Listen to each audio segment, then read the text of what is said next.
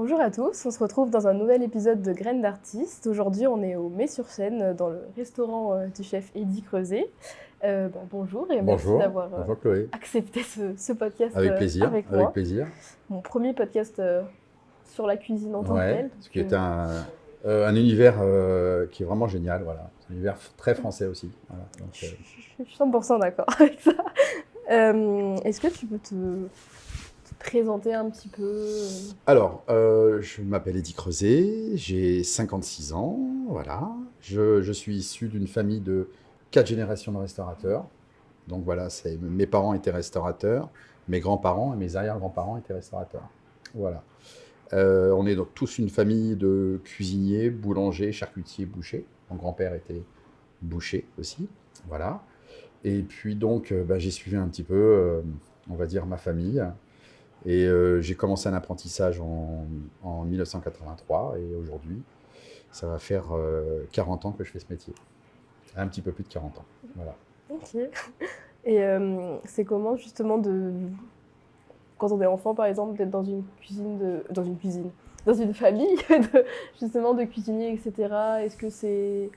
Est-ce que du coup tu es vite tombé dans la cuisine Oui, avec ben, eux? Est-ce que tu travaillais on vit un peu dedans. Alors, là, ce que j'ai toujours dit quand j'ai eu des petites interviews, que ma mère a eu ses contractions avec moi en 67, hein, donc le soir d'un mariage.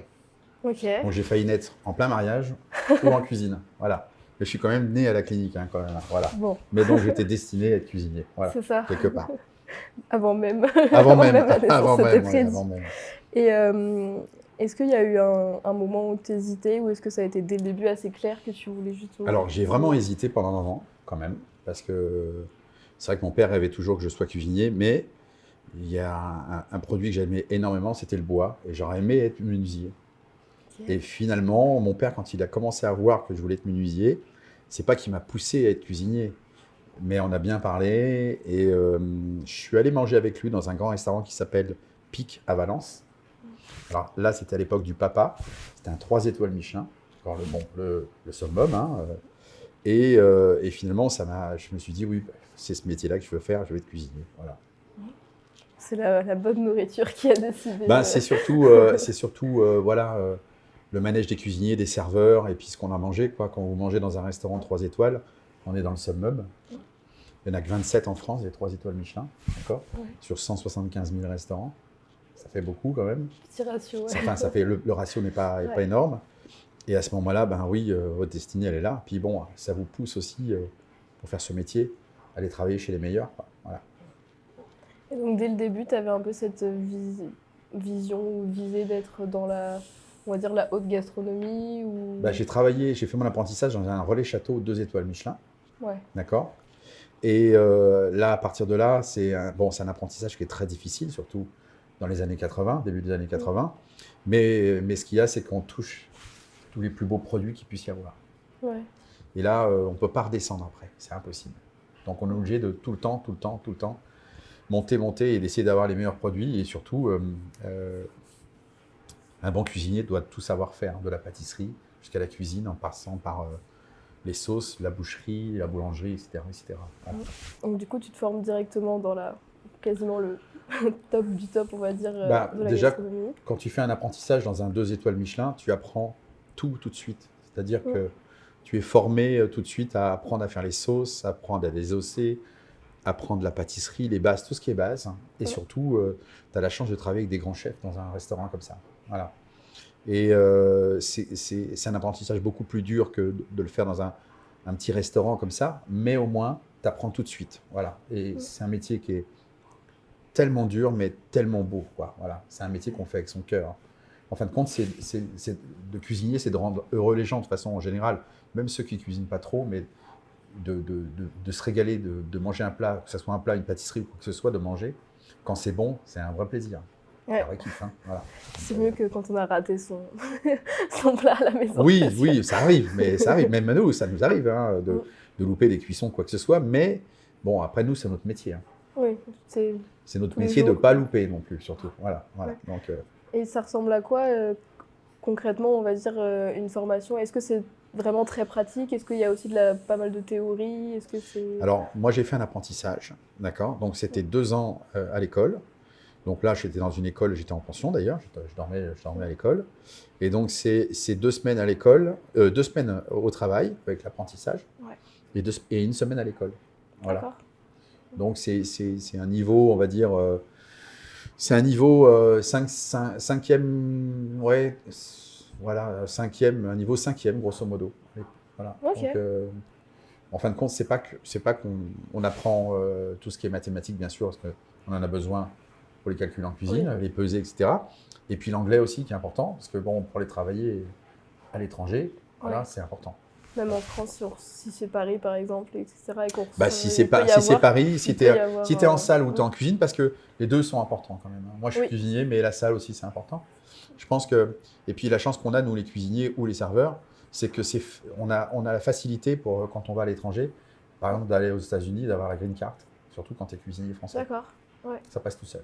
Tu n'as même pas besoin de chercher, on te la donne tout de suite. C'est Voilà. ce qu'on disait tout à l'heure sur Ouais. la gastronomie française. Voilà, et c'est ça, c'est ça.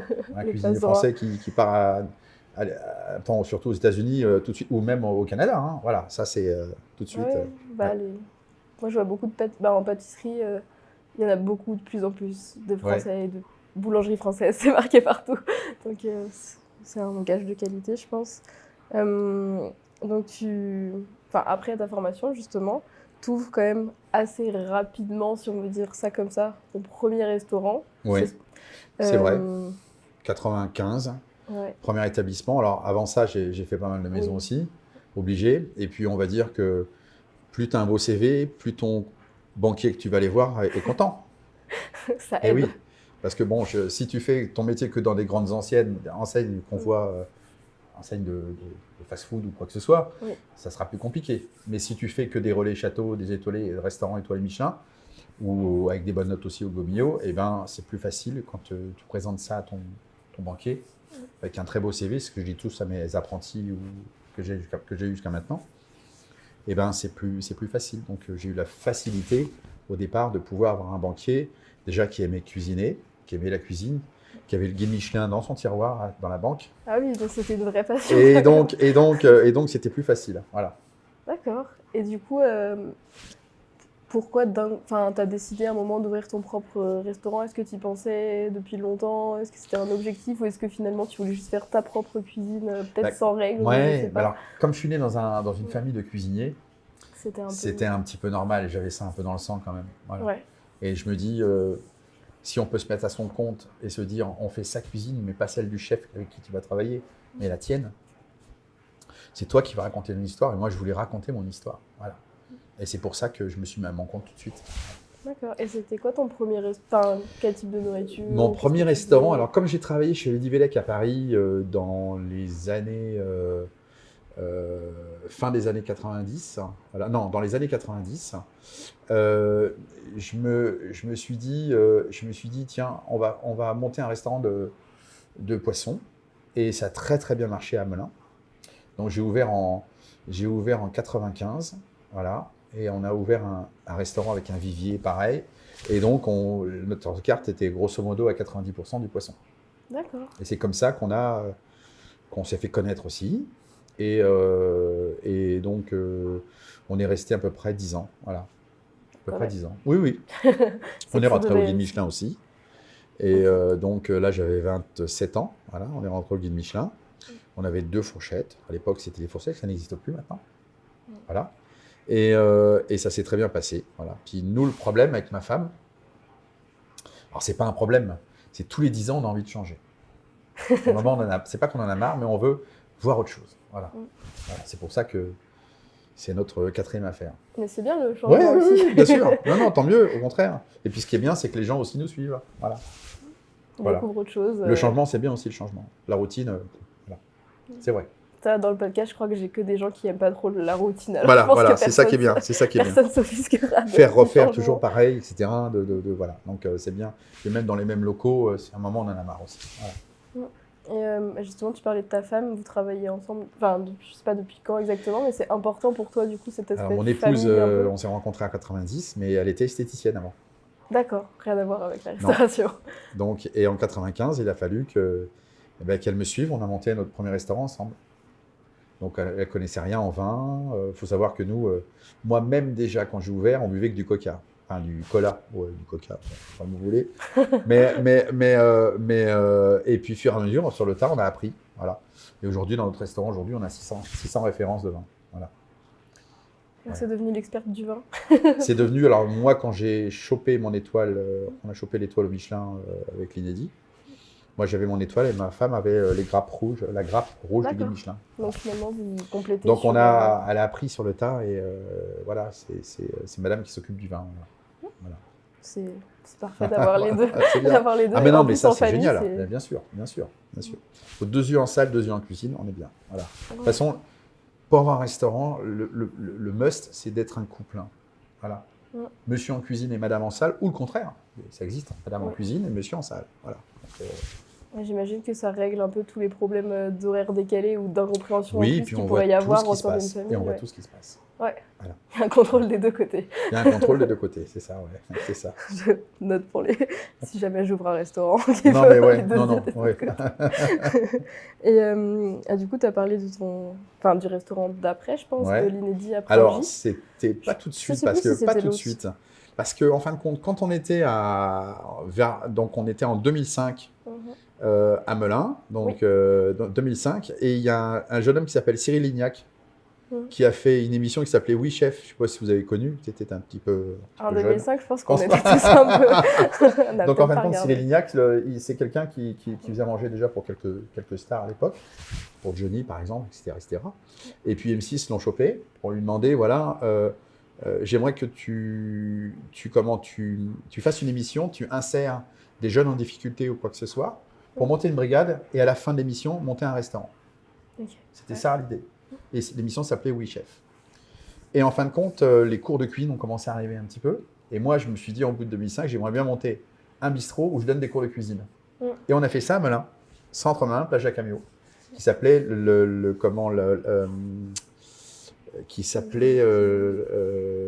l'atelier des saveurs. Voilà. Et en fin de compte, je donnais cours de cuisine le soir. Et le midi, je faisais un petit menu à 19 €, je me rappelle à l'époque, où on balançait tous nos menus par mail à nos clients et puis réservait tout de suite et c'était complet tous les midis. Voilà, un petit menu. Et puis le soir, cours de cuisine. Et le week-end, on allait faire des repas chez les particuliers. Alors on le faisait 2 fois par mois, sinon on était obligé de le faire 4 fois par mois. Enfin 4 week-ends parce que les gens nous demandaient souvent de venir chez eux. Mais voilà. Et c'est là que j'ai commencé à faire mes cours de cuisine. Voilà. Okay. Et du coup, tu voulais. Enfin, tu avais envie déjà de transmettre déjà, voilà, d'apprendre le côté technique aux gens dans leur cuisine. Voilà. Alors moi, j'aime un peu les voitures. Tu connais quelqu'un aussi qui aime un peu les voitures. Ouais. Et donc j'avais une cuisine qui était magnifique. Donc un ami à moi qui est italien qui m'a fait cette cuisine. Et avec une cuisine rouge, voilà. Et le sol, c'était des damiers comme un damier de drapeau pour les arrivages de Formule 1 à l'arrivée. Voilà, c'était ça. Et donc, c'était une grande cuisine et je donnais des cours jusqu'à 8 personnes et c'était vraiment génial. C'était complet tous les soirs. Et il y avait une ambiance incroyable. Mais en fin de compte, après tout ça, avec du recul, on s'est dit avec ma femme, et moi je me suis dit, moi, c'est pas nous, quoi, quelque part. J'avais envie d'aller plus loin, j'avais envie d'aller chercher un petit peu côté cuisine, de pousser un peu le bouchon et d'aller chercher des choses un peu plus précises. Et au bout d'un an, seulement un an, on a décidé de vendre. Et donc celui-là, il n'a pas duré 10 ans. Non, celui-là, il n'a pas duré 10 ans. Et donc finalement, on a trouvé un restaurant qui se trouvait au bord de la Nationale 7, à Pringy, qui s'appelait l'Auberge du Bas-Pringy, que toute la région connaissait à l'époque. C'était une vraie tradition, c'était le restaurant traditionnel. Et on a racheté, on a fait énormément de travaux dedans. Voilà. Et ce qui est devenu le restaurant L'Inédit. Voilà. Et donc, dans ce restaurant-là, quelque part, c'était un jouet. Parce qu'on était bien placés, j'avais une belle équipe, j'avais une cuisine incroyable, j'avais une salle magnifique, belle petite terrasse. Et puis un jour, un client, un lundi, un client qu'on connaît bien qui me dit « Ah, Eddy, t'as vu sur les réseaux sociaux et tout Vous êtes 8 à être espoir pour l'étoile l'année prochaine. Alors à l'époque, c'était espoir. Tu es espoir pour l'année prochaine pour avoir une étoile. Donc pendant un an, tu as une épée de Damoclès au-dessus de toi pour te dire si tu vas l'avoir ou pas, si tu vas mériter de l'avoir. Et l'année d'après, donc ça, on est en 2011, on est 4 à l'avoir eu sur 8. Et d'être étoilé pour un cuisinier, c'est c'est la meilleure. C'est le Graal. Dans notre métier, c'est le Graal. Voilà. Donc, et puis au bout de 10 ans, on en avait marre.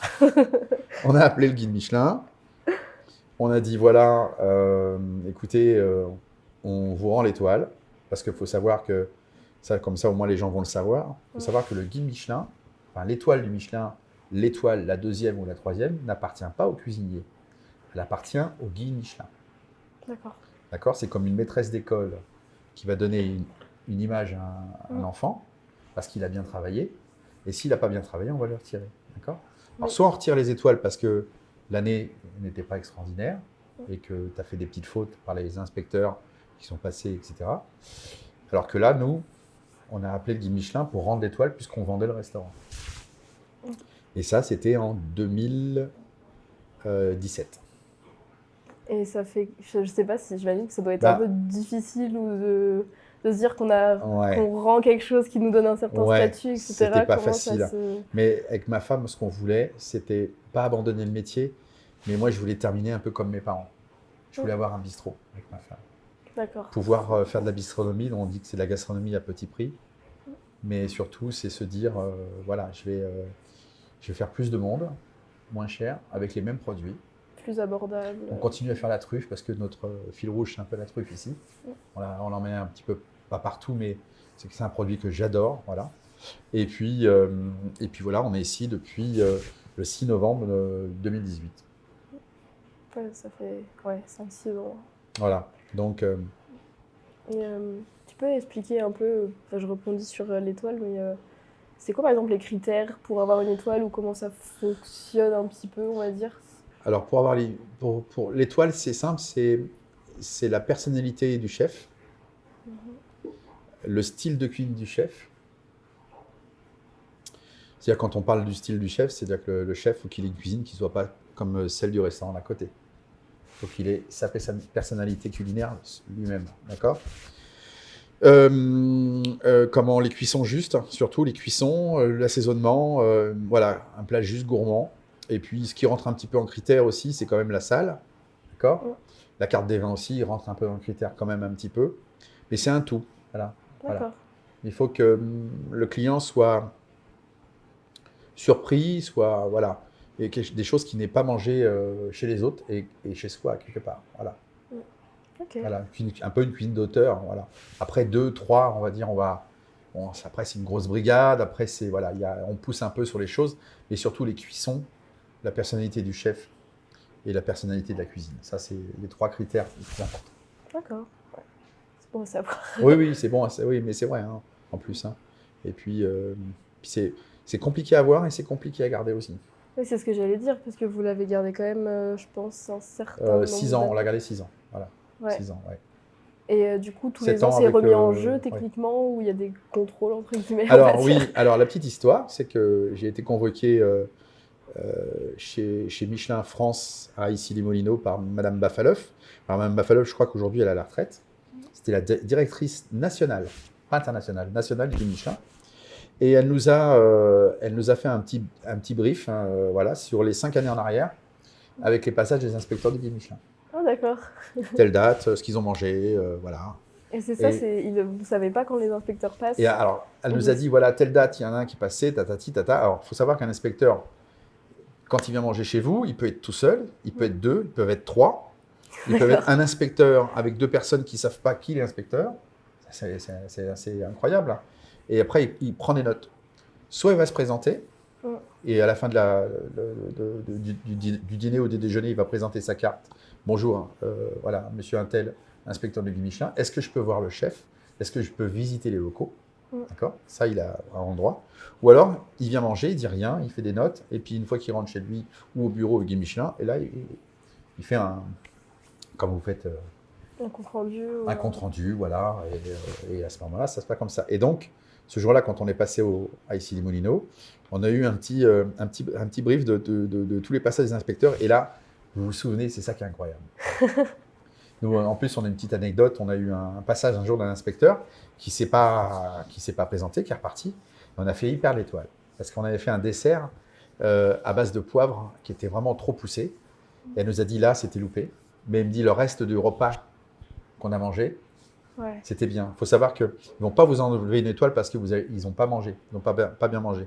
Si un inspecteur a bien mangé et s'est régalé, il va appeler un autre inspecteur qui va venir beaucoup plus tard pour regoûter la carte, comment il a mangé. Si c'était bon, il envoie quand même pour un autre directeur pour, on va dire, vérifier et puis se dire, bon, c'est vrai, on a bien mangé, il garde son étoile. Ou alors, si le niveau a monté, on en met une deuxième. Voilà. Par contre, si une fois, c'était pas bien, un autre inspecteur vient, deuxième fois, c'était pas bien, là, c'est au revoir. Voilà. Ouais. Et là, c'est une cata, hein, je peux vous dire. Moi, je ne l'ai pas vécu. J'ai eu la chance de la garder. J'ai eu la chance de la rendre. Avec les honneurs. Voilà. Mais c'était un passage incroyable dans ma vie de cuisine. Ouais. J'imagine que...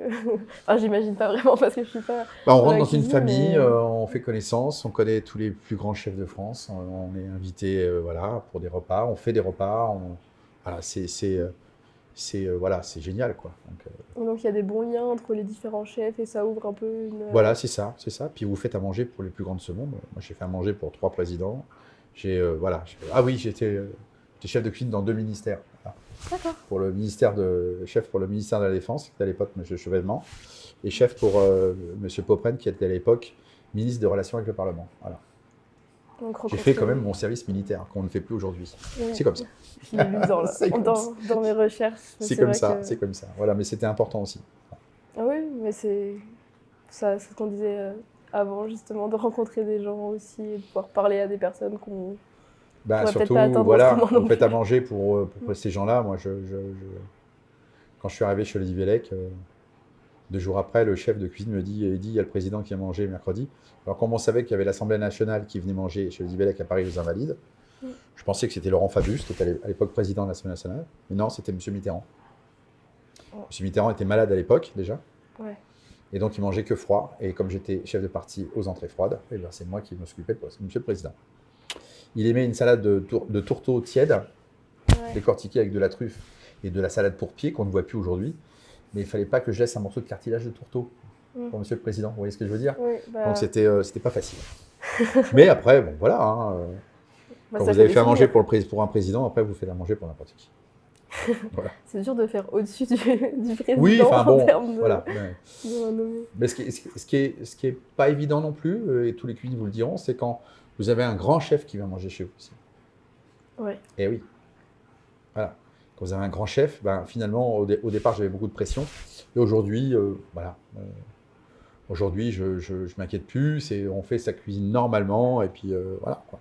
Ouais. Donc, là, le 30 juin, là, on a, comme tous les ans, ça fait 4 ans de suite, on fait un repas ici.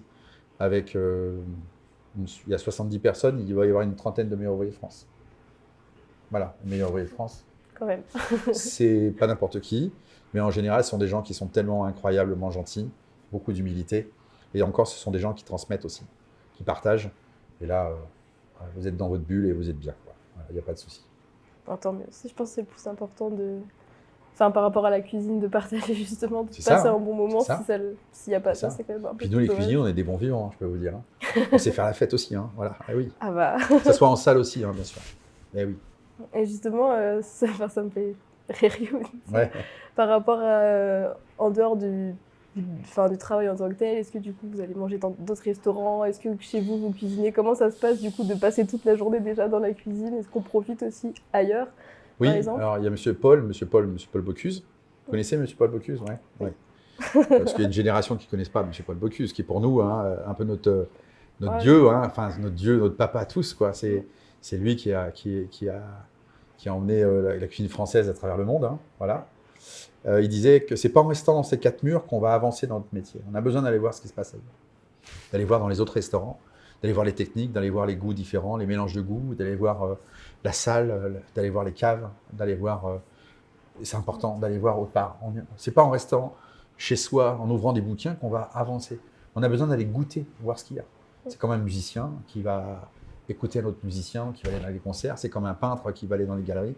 C'est comme tout. Voilà. De toute façon, la cuisine, la peinture, la cuisine, la peinture, ces arts-là,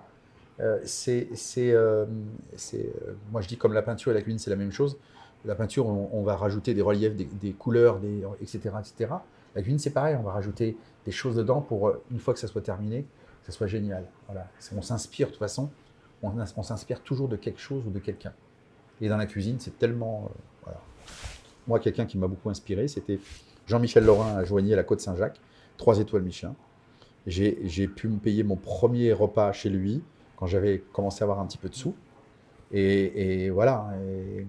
Et vous êtes inspiré et vous êtes, comment dirais-je, c'est une cuisine qui vous colle à la peau, quoi. Voilà. Alors vous ne faites pas la même cuisine que lui, mais vous vous inspirez de lui. Ouais, c'est ça, de trouver le juste milieu entre inspiration, mais C'est pas ça, c'est ça. Après, copier. voilà. Et après, on a nos propres recettes qui sont là depuis 30 ans. On a des recettes qu'on ne peut pas enlever, sinon les gens ne sont pas contents. Voilà. C'est quoi les recettes Alors, nous, obligatoires déjà la truffe, la tartine. Donc, c'est un pain de campagne qu'on fait nous-mêmes, au levain, avec une tranche de foie gras fumé et mi-cuit en doucette, un peu de sel de Guérande, et on va râper de la truffe fraîche par-dessus. Ouais, Ça, c'est l'apéritif. Sinon, on a le ragoût de Maury à l'œuf parfait qu'on fait depuis 25-30 ans. Et puis, le pitivier de pigeon. Enfin, il y a plein de choses. Il y a plein de recettes, mais les gens, on va dire, quand ils viennent, ils savent qu'ils vont manger, quoi. Et s'il n'est pas à la carte, ben là, c'est pas bien.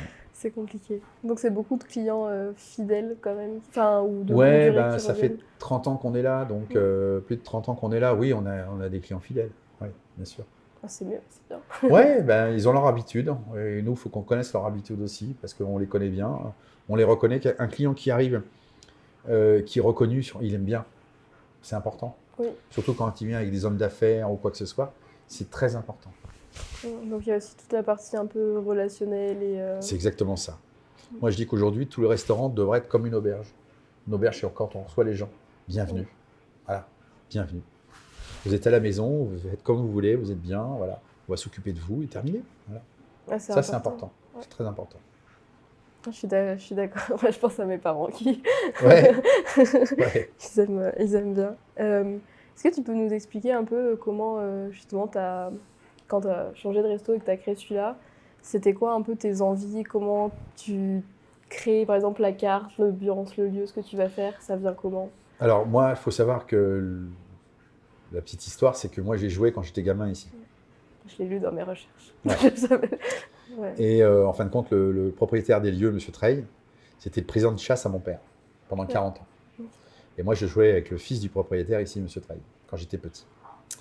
Ensuite, je suis parti. Je suis parti travailler à droite à gauche. J'ai même travaillé en Belgique, bon, voilà, dans un relais château aussi. Donc, je suis parti très loin. Et je pensais vraiment pas du tout à cet endroit. Et un jour, quand on a décidé, quand on était à l'Inédit, on voulait faire autre chose. Un soir, on va manger chez mon marchand de farine pour le pain. Et il y avait le maire que tu as vu là, qui était là. On a bu l'apéritif ensemble. Donc il m'a dit, tu connais pas la métairie, Il me dit, la maison de Monsieur Treille. Je lui ai dit, si, j'ai joué quand j'étais petit. Il me dit, écoute, on peut aller la visiter. Alors quand on a été la visiter, donc c'était au mois de mai 2017. Voilà. Et tu as vu les travaux un peu sur les photos. Ouais. Donc c'était une vraie ruine, hein, et plus personne n'habitait dedans, c'était complètement en ruine. Donc c'était une maison qui servait à la mairie du May pour mettre leur matériel pour faire le jardinage dans la ville du May, voilà, tout leur bazar dedans, etc. Donc c'était pas du tout un restaurant, c'était une maison avec un hangar. Ici c'était un hangar. Voilà, et donc on a fait venir un copain à moi qui est archi. Et il m'a dit tout simplement, écoute, je sais comment faire et ça va être un endroit incroyable. Et c'est devenu un endroit incroyable. Voilà. 6 mois de travaux, acharnés. Midi et soir, ça travaillait comme pas possible. Et puis moi, ce que je voulais, c'était aussi qu'on raconte une histoire. C'est-à-dire que je savais que ça allait être ma dernière affaire. Voilà.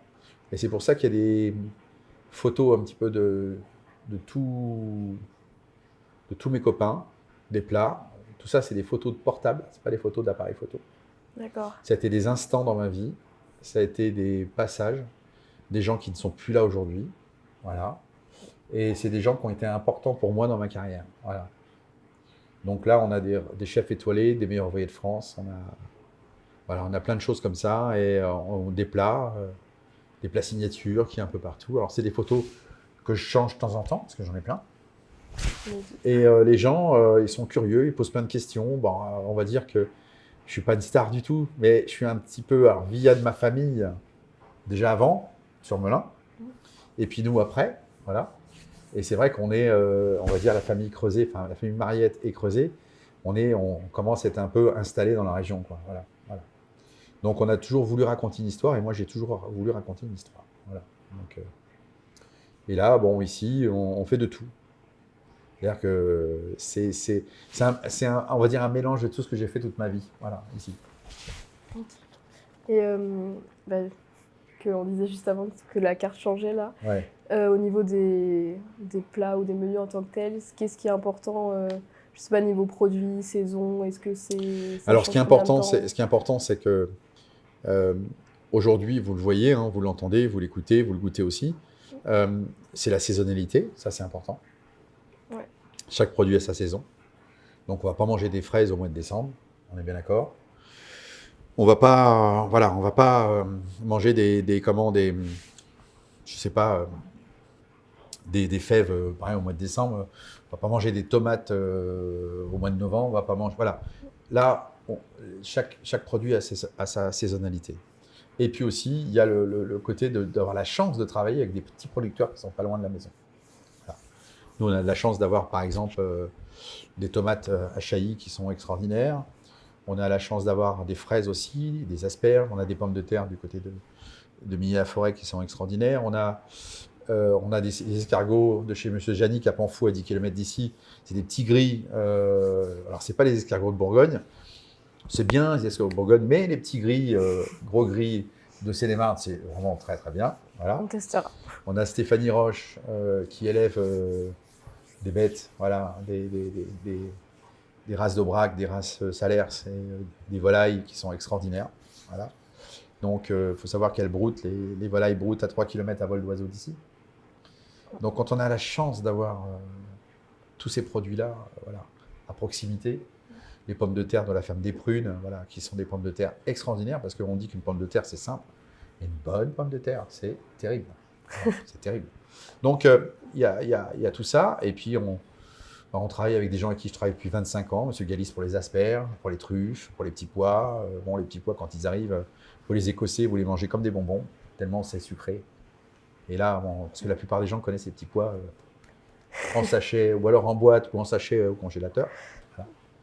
Mais bon, d'avoir des produits extraordinaires, c'est génial. Voilà. En plus, le lien, comme c'est proche, etc. Ouais, puis on garde contact avec les bons commerçants et les bons producteurs avec qui on travaille. Voilà. Donc, on a la chance d'avoir un département de fromage aussi. Voilà. Ça, c'est top. Donc, nous, ici, on fait tout nous-mêmes. Voilà. Et c'est ça. Et le plus important pour moi, c'est de faire mon pain. On fait un pain au levain. On a un levain qui a une quinzaine d'années, qui est fait à base de levure de pomme. Et on travaille avec un super moulin qui nous livre une farine incroyable. Donc, on fait un très bon pain ici. Voilà. C'est important. Oui, c'est important. C'est important. Et vous êtes une équipe de combien à peu près ici? Alors, on est 7 en cuisine avec moi et ils sont 5 en cuisine. Voilà. Et on est 7 en cuisine avec moi et ils sont 5 en salle avec mon épouse. Ok. On est 12. Quand même. Quand même. Parce que c'est assez grand. C'est assez grand. C'est pour ça qu'on l'appelle le bistrot de la grande maison. Parce que c'est une grande maison. Voilà. Il y a 650 mètres carrés quand même. Hein. Donc, c'est assez grand. Et puis, mais c'est bien. Voilà. Et, au niveau vu que maintenant tu as eu un peu l'expérience, on va dire, plus peut-être gastronomie, bistrot, etc. Qu'est-ce que tu préfères, par exemple, cuisiner ou dans la gastronomie, on va dire, plus haute gastronomie, plus bistrot, même si, comme tu as dit, tu gardes les bons produits, donc une certaine qualité. Qu'est-ce qui te plaisait un peu dans les deux Alors, moi, j'ai baigné en apprentissage que dans les grandes maisons. Ouais. Quand tu fais que des grandes maisons, après, quand je suis sorti d'apprentissage, je suis parti en Belgique. Voilà. dans un 2 étoiles Michelin Relais Château qui s'appelait Le Barbizon. Voilà, donc je raconte pas l'histoire sinon ça va être trop long, mais ça a un rapport avec le Barbizon. Et ensuite, j'ai fait mon service militaire. Ensuite, je suis retourné dans un Relais Château à Paris, un 2 étoiles Michelin aussi. Donc, quand tu travailles dans ces maisons-là, on va dire des maisons haut de gamme avec des chefs incroyables, c'est là que tu as tes meilleurs souvenirs. T'engendres les produits, les techniques, les cuissons, les sauces, les réductions, enfin tout ce métier-là. Et une fois que tu te mets à ton compte, bah, tu fais un mélange de tout ça et tu crées ta propre cuisine.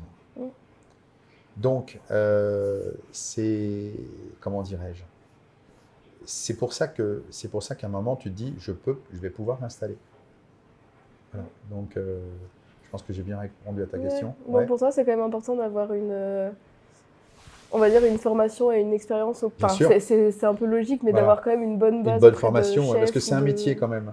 Quand je donnais des cours de cuisine, il y a les gens qui faisaient la cuisine chez eux, et moi en face d'eux. D'accord ? Ouais. Donc moi, je cuisine dans un restaurant et les gens cuisinent dans leur maison. Voilà. La seule chose, c'est que je leur disais, mais attention, cuisinier, c'est un métier. D'accord ? C'est un métier. Il y a des gens qui cuisinent très bien à la maison, mais il y a des gens où tu vas manger chez eux, tu vas super bien manger. Mais des fois, ils font tellement de détours pour faire une recette que moi, je vais leur dire, voilà, cette recette-là, au lieu de la faire en 1h30, tu auras pu la faire en 30 minutes, 40 minutes. Et avoir le même résultat. Ouais. Notre métier, c'est ça. C'est des techniques, c'est des gestes, c'est calculer, c'est de penser, c'est de réfléchir. Et puis nous, on a des fours aujourd'hui un peu pour les nuls. Hein. Voilà. Il y a des programmes dessus, on peut le gérer avec un portable, on peut, voilà. C'est des fours qui sont de plus en plus précis. Et maintenant, on a des programmes. Quand on fait des œufs basse température, on appuie, on cherche le programme. œufs basse température, c'est marqué dessus. On appuie sur le bouton. Quand ça sonne, on met nos œufs dedans. Et puis, au bout d'une heure, ça sonne soit sur ton portable ou ça sonne en cuisine. Voilà. Mais au moins, tu sors, c'est cuit. C'est toujours la même cuisson, c'est cuit parfaitement. Voilà. Donc, il y a eu une espèce d'amélioration dans les cuisines. Oui, et il y a une amélioration, pas d'automatisation, bien mais sûr. Moi, avant, en apprentissage, on n'avait que des fours à gaz. Ouais. Aujourd'hui, nos fours sont des fours électriques, mais ils sont tellement précis que voilà, c'est génial. Le pain, quand on fait notre pain ici, on le fait pousser. On a un programme dessus. L'eau arrive toute seule parce qu'on humidifie du pain quand on fait cuire du pain. Et il sonne tout seul, il se met en attente, voilà. Et une fois que ça sonne, on sent le pain, il est cuit. C'est génial. C'est pas mal. Voilà. Il faut le même four à la maison. Oui, mais bon, après, c'est ta facture de courant qui va être, qui va être différente. Voilà. Bon, on fera manuellement. Il faut savoir qu'un four comme on a là, c'est un four qui fait 11 kilos. On en a 2 comme ça.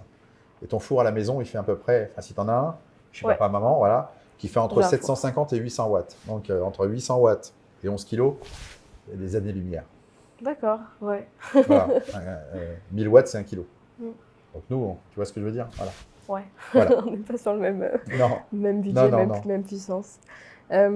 C'est quoi ton emploi du temps un peu, on va dire, dans une semaine par exemple? Comment tu t'organises? C'est quoi le rythme? Avant, j'allais à Rungis. D'accord. Mais j'y vais plus parce que je suis, bon, je ne vais pas dire que je suis vieux du tout, hein, au contraire. Mais j'espère que je suis encore jeune.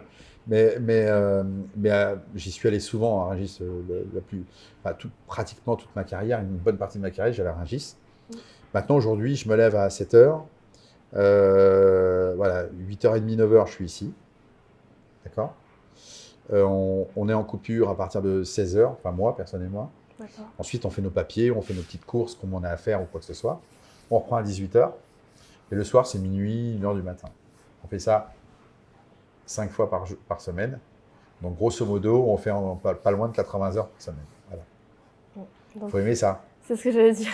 Il faut être à son compte. On essaye aussi nos jeunes qui sont avec nous, de les faire partir plus tôt. Voilà. Mais ils font des heures aussi.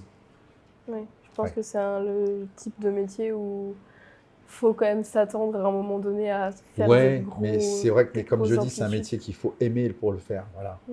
Je pense que c'est pas... Il y en a beaucoup qui disent, oui, la plupart des cuisiniers, des serveurs, ils n'ont pas bien travaillé à l'école. Alors, du coup, ils se réfugient dans notre métier. C'est pas vrai, ça.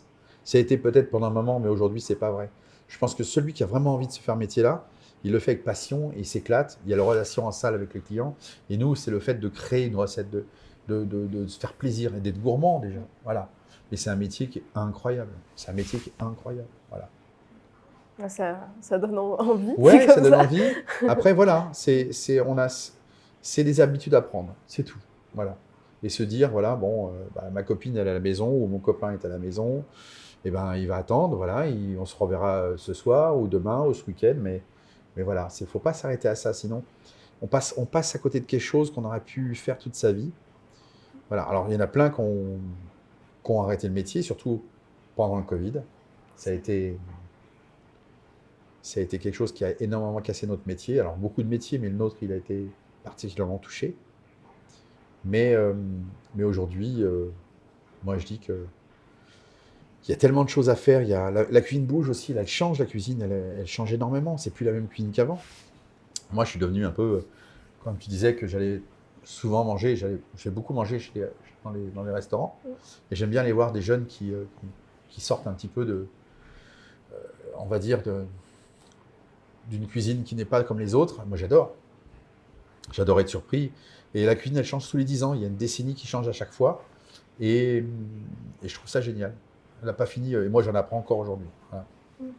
C'est vrai qu'on se rend peut-être pas trop compte, enfin moi en tout cas en tant que consommatrice, je me rends peut-être pas compte qu'il y a des tendances un peu comme ça de cuisine ou que ça Ouais. change, mais c'est super intéressant.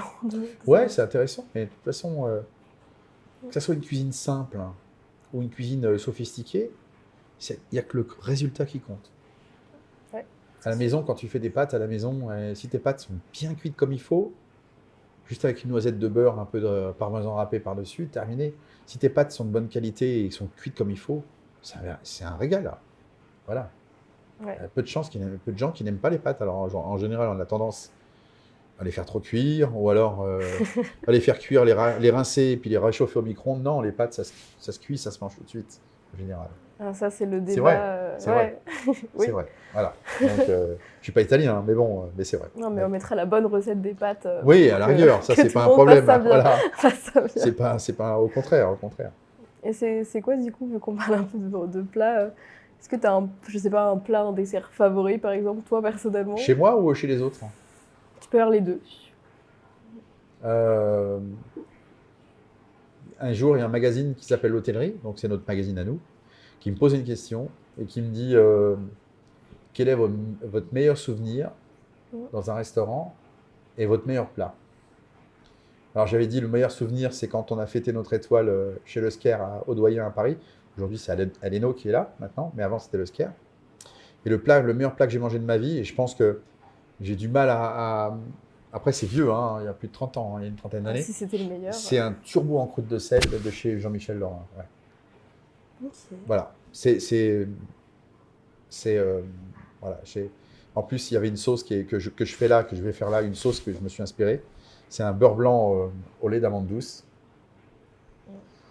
Et avec une compotée de tomates sucre et sel. On pose le poisson sur une compotée de tomates sucre et sel avec de l'échalote. C'est-à-dire qu'on va faire une tombée de tomates fraîches avec de l'échalote, avec un peu de sucre. On va mettre un peu de sel et on va faire compoter ça. Et une fois que c'est fait, donc on a un goût de tomate un peu sucré, d'accord ? On va poser notre poisson par-dessus et on va faire un beurre blanc qui va être salé, bien sûr, avec une note d'amande douce dedans. Voilà. Et le mélange, il est... Ça a l'air. Ouais, c'est ça. Ça a l'air... Il y a des mélanges comme ça qui sont indescriptibles et surtout où votre cerveau et votre palais, alors là, ils sont ultra contents.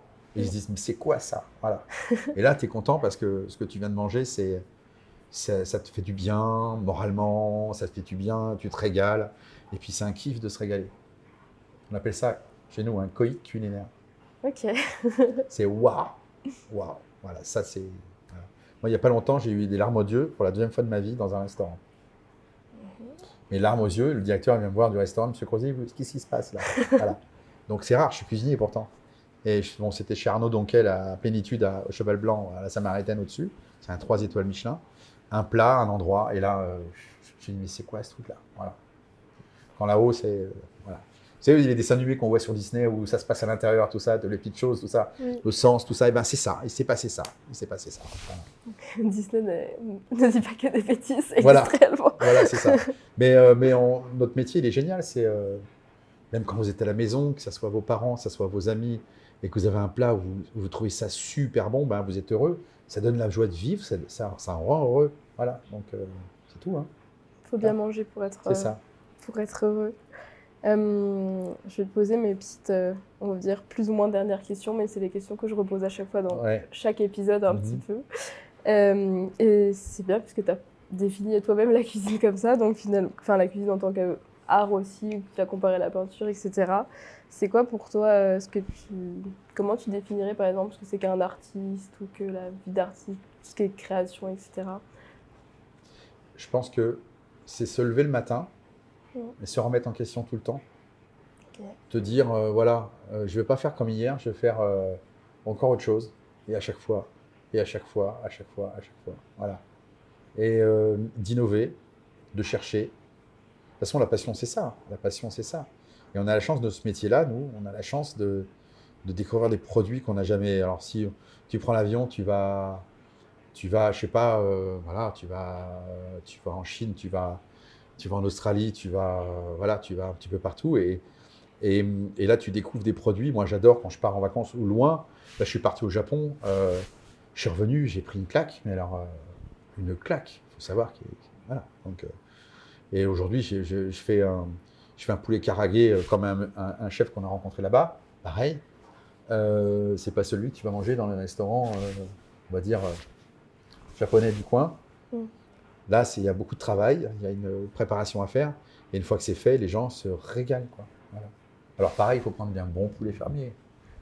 Un poulet qui a été bien nourri, etc. etc. Voilà. Ouais, il y a des règles. mais voilà, donc mes enfants, là, ils sont partis en Polynésie, là, et ils ont goûté des choses. Alors ma fille, elle pourrait être inspectrice du guide Michelin, mais ils ont goûté des choses assez incroyables. Voilà, donc...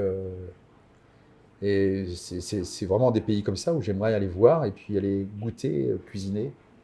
Et des fois, il n'y a pas besoin d'avoir grand-chose pour se régaler. Quand vous rentrez dans la salle, là, il y a un cadre avec Joël Robuchon, il y a marqué « La cuisine la plus compliquée, c'est la cuisine la plus simple, c'est la plus compliquée ».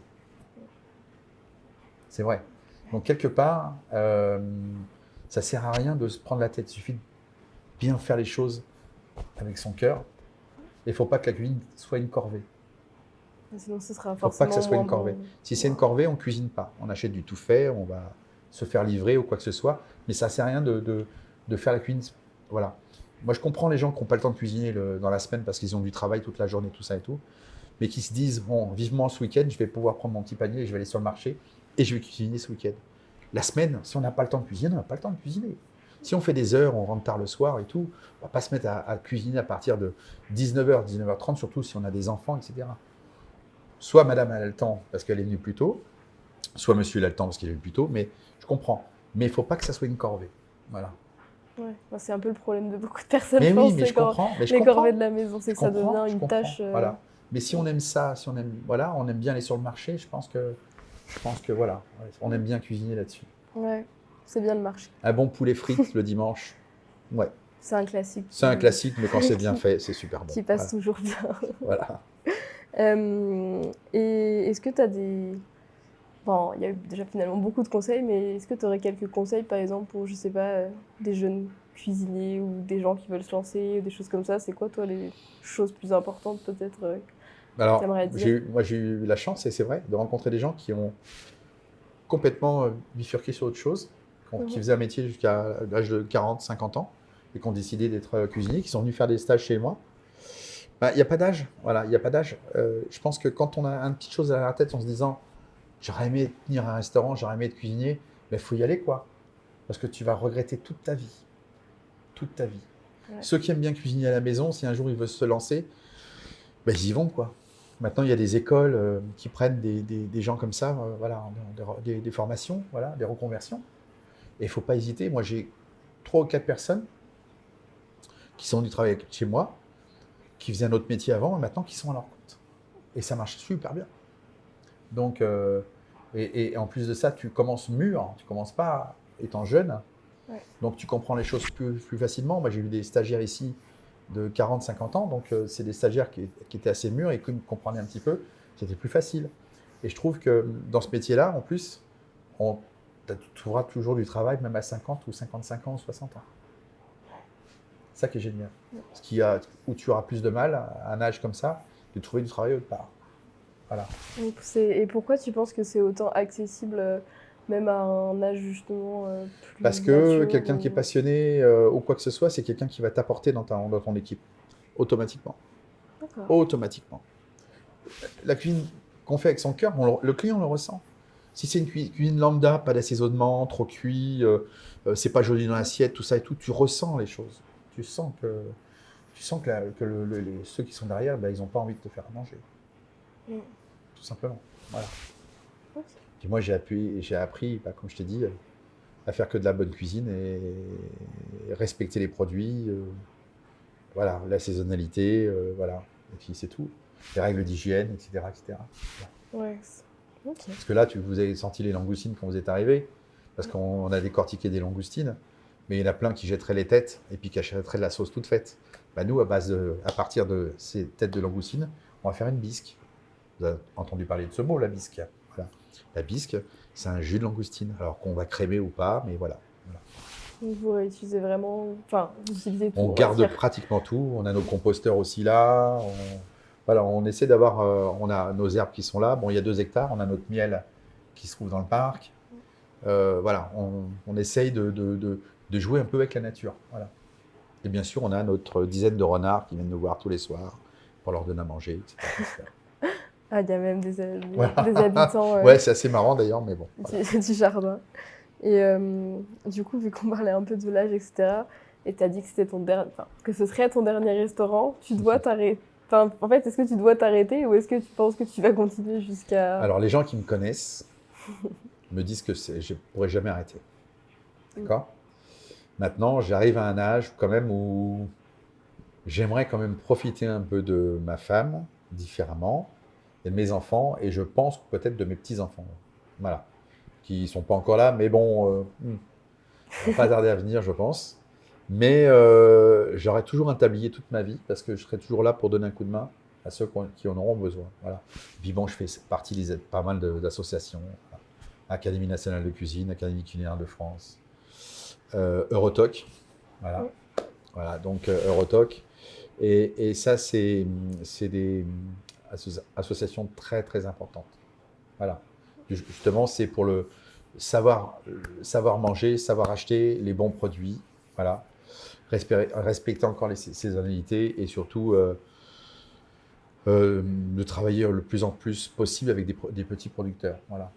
Des vrais artisans. Voilà. Donc peut-être tu serais plus derrière ou un peu loin, enfin pas loin, mais quand même à transmettre, à continuer. Ouais, transmettre, apprendre les produits, apprendre aux gens, voilà. Donc, et ça, pour moi, c'est très important. Ouais, je comprends. Enfin, j'aimerais bien qu'on transmette des choses comme ça, si j'étais dans la cuisine. Est-ce que tu as des endroits particuliers qui t'aident à justement créer ou t'inspire autre que la cuisine ou des autres restaurants? C'est-à-dire par rapport à mon métier Ouais, ou en général s'il y a d'autres choses. Non, j'aime bien. Je pense que quand je vais dans un autre restaurant le week-end, enfin quand je dis le week-end, c'est le dimanche et le lundi, quand je vais, même quand je pars en vacances par exemple, l'été, quand je pars en vacances, j'ai toujours des idées parce que j'ai goûté à ça, je goûte à ci, je vais sur les marchés souvent. D'accord. Parce que bon, bah, quand tu pars en vacances avec des copains, que tu loues une maison, bah, qui c'est qui cuisine? Ils sont contents, hein. Bah oui, ils sont contents, c'est normal. Donc j'ai toujours ma manette de couteau avec moi, ma planche, quelques louches, parce que bon, tu trouves jamais du matériel partout. Et puis voilà, je vais chercher des choses sur le marché. Puis ça m'arrive d'inventer des recettes parce que je connaissais pas ce produit-là. Et puis hop, voilà, ça va vite. Donc non, j'aime bien quand je suis de repos, ouais. Quand j'ai le cerveau un peu. Ouais. Ouais, voilà, quand j'ai le cerveau un peu tranquille. Ouais, je pense que c'est là que j'ai une petite ouverture et je me dis, tiens, ça serait pas mal ça.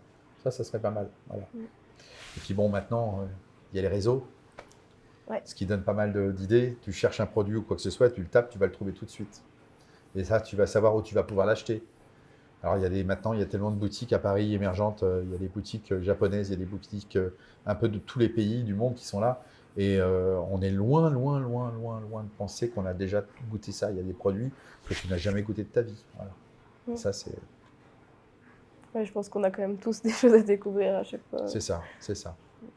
Et si on parle de découvertes ou de choses comme ça, est-ce qu'il y a des recommandations autres que forcément ton propre restaurant, d'autres chefs ou d'autres, pas forcément dans la cuisine, mais de choses que toi t'inviterais ces personnes qui regardent à aller découvrir ou essayer peut-être C'est-à-dire dans quel pas forcément au niveau de manger quelque chose, je pense que tu as quand même une foule de recommandations, mais Alors, je la sais recommandation que je ferais, ça je le fais souvent, par exemple, d'aller au restaurant, euh, c'est quand même une dépense. Oui. Quelque part, c'est du luxe, hein, on va dire, d'aller au restaurant, hein, parce que bon, on va dire, voilà.